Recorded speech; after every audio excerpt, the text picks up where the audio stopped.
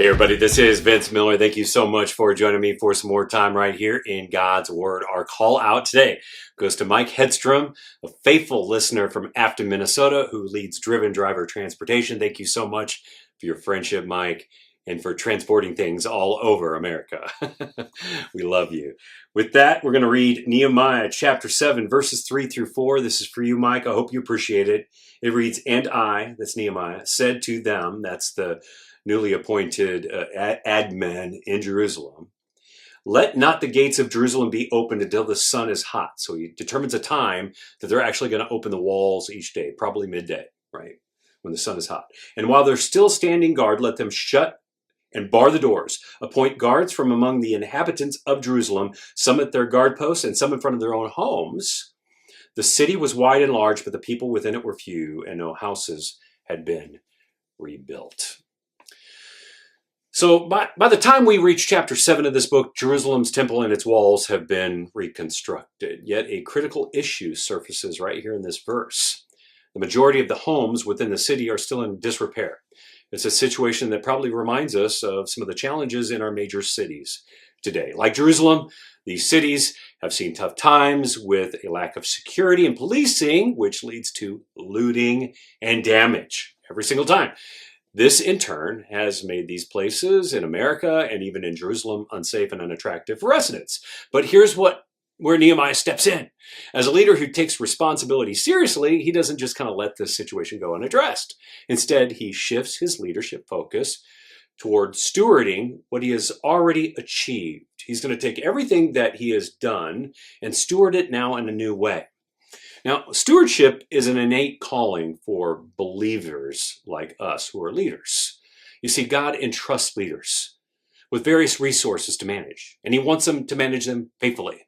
In Nehemiah's case, it was his time and talents and treasures that he had invested in rebuilding the wall. Now, throughout that experience, Nehemiah remained very acutely aware of his role as a steward of these three assets. But what sets Nehemiah apart is that even after the wall is completed, he didn't just simply stop thinking about stewardship. No, he shifted his stewardship to a new approach. He understood that his duty was to empower others to carry on the stewardship of these God-given resources and things. Nehemiah was passing the torch of stewardship to other people right here, urging them to preserve the sacred things of God, just like he had already done himself.